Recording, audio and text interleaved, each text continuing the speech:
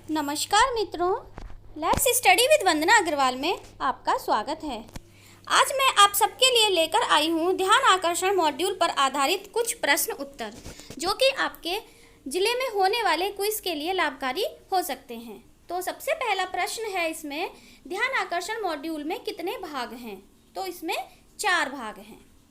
Next question देखते हैं, निःशुल्क एवं अनिवार्य बाल शिक्षा अधिकार अधिनियम कब लागू हुआ? तो ये लागू हुआ था 1 अप्रैल 2010 से। थर्ड क्वेश्चन है, आरंभिक परीक्षण में प्राप्त लर्निंग आउटकम के आधार पर विद्यार्थियों के कितने समूह बनाए जाएंगे? तो ये 3 समूह बनाए जाएंगे, A, B, C, यानी कि एक समूह वो होगा जिसमें अधिकतर लर्निंग आउटकम्स में से 2 या 3 अंक प्राप्त करेंगे बच्चे। दूसरा समूह होगा जिसमें अधिकतर लर्निंग आउटकम में उन्हें 1 या 2 अंक मिलेगा, और तीसरा समूह वो होगा जिसमें अधिकतर लर्निंग आउटकम्स में उन्हें 0 प्राप्त होगा।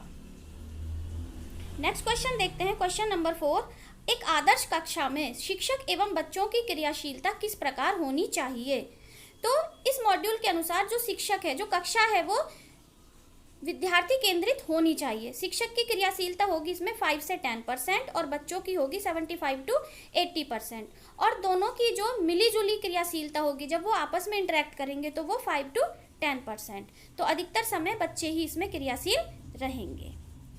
नेक्स्ट क्वेश्चन है, सीखने की गति के आधार पर विभिन्न अधिगम स्तर वाले बच्चों के लिए किस प्रकार का शिक्षण उपयोगी होगा? तो ये होगा बहुस्तरीय शिक्षण। प्रोजेक्ट कार्य तकनीक का प्रयोग करने से बच्चों को क्या लाभ होगा?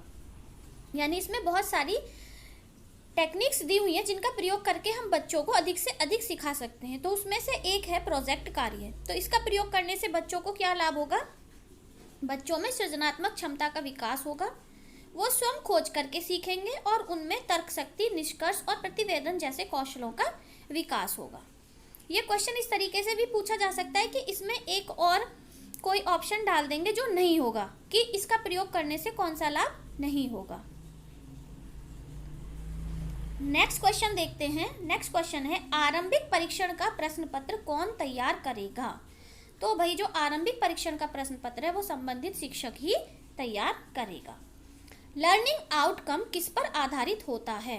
तो लर्निंग आउटकम होता है दक्षता पर आधारित। बच्चे वर्ण और अक्षर की ध्वनि को पहचानते हैं, यह किसका उदाहरण है? यह लर्निंग आउटकम का उदाहरण है। अधिगम स्तर में अंतर को आप कैसे पता करेंगे? तो इसका हम पता करेंगे आरंभिक आकलन प्रपत्र द्वारा परीक्षण करके। आकलन प्रपत्र किस आधार पर बनेगा? तो जो आकलन प्रपत्र तैयार होगा वो पिछली कक्षा की मूलभूत दक्षता के आधार पर तैयार किया जाएगा। आरंभिक परीक्षण प्रपत्र में किस प्रकार के प्रश्न होंगे? तो आरंभिक परीक्षण प्रपत्र में वस्तुनिष्ठ यानी ऑब्जेक्टिव टाइप और आत्मनिष्ठ यानी सब्जेक्टिव, दोनों ही प्रकार के प्रश्न सम्मिलित किए जाएंगे। कुछ और प्रश्न हैं, जैसे लर्निंग गैप है। तो लर्निंग गैप है वास्तविक अधिगम स्तर और कक्षा के लिए निर्धारित अपेक्षित स्तर में अंतर। एक क्वेश्चन है, शैक्षिक रूप से पिछड़ रहे बच्चे हमारे विद्यालयों से निराश ना हो, इसके लिए उचित तरीके हैं।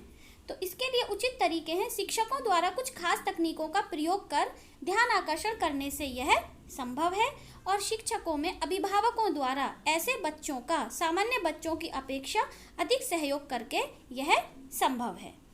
नेक्स्ट क्वेश्चन है, रचनात्मक आकलन क्या है? तो भाई रचनात्मक आकलन है बच्चों की प्रगति का सतत आकलन, वही रचनात्मक आकलन कहलाता है। लर्निंग आउटकम है परिणाम आधारित लक्ष्य है, संख्यात्मक और गुणात्मक रूप से प्रगति आकलन के बिंदु हैं, और बच्चे का स्तर कक्षा अनुरूप है या नहीं यह पता करने के तरीके हैं। यानी कि ये तीनों क्या हैं? ये तीनों लर्निंग आउटकम हैं। लर्निंग गैप कम करने के लिए ध्यान आकर्षण शिविर कितनी अवधि का होता है? तो ये होता है 50 दिन का। नेक्स्ट क्वेश्चन हम देखेंगे, आप बच्चों का चिन्हांकन कब करेंगे? तो बच्चों का चिन्हांकन सत्र के प्रारंभ में ही कर लिया जाएगा। ध्यान आकर्षण मॉड्यूल में कितने भाग हैं? तो ध्यान आकर्षण मॉड्यूल में है 4 भाग। नेक्स्ट क्वेश्चन है, ध्यान आकर्षण मॉड्यूल के भाग 2 में क्या क्या है? तो ध्यान आकर्षण मॉड्यूल के भाग 2 में ये सभी हैं। लर्निंग आउटकम भी है, लर्निंग गैप और आकलन है, बच्चों की पहचान, ध्यान आकर्षण शिविर, यानी कि ये सब कुछ ध्यान आकर्षण मॉड्यूल के भाग 2 में है। ध्यान आकर्षण यानी कि उपचारात्मक शिक्षण क्यों जरूरी है? तो अपेक्षाकृत कम श्रम प्राप्ति वाले बच्चों को कक्षा अनुरूप बनाने के लिए उपचारात्मक शिक्षण आवश्यक है। ध्यान आकर्षण शिविर हेतु आधारभूत परीक्षण में कौन सी दक्षताएं सम्मिलित की जाती हैं? कौन सी कक्षाएं सम्मिलित की जाती हैं? तो ये कक्षा 3 से 8 तक की कक्षाओं के लिए है। ध्यान आकर्षण मॉड्यूल उपयोगी है। ध्यान आकर्षण मॉड्यूल रेमेडियल टीचिंग के लिए उपयोगी है। भारत के भाग्य का निर्माण हमारी कक्षाओं में होता है, इस कथन का संबंध है।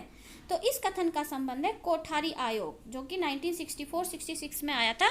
उसमें यह कहा गया था कि भारत के भाग्य का निर्माण हमारी कक्षाओं में होता है। तो इस प्रकार ये लगभग 20 के करीब प्रश्न हैं जिनका मैंने अभ्यास कराया, ध्यान आकर्षण मॉड्यूल से लिए गए हैं। मुझे उम्मीद है कि ये आपके लिए बहुत ही उपयोगी साबित होंगे। धन्यवाद।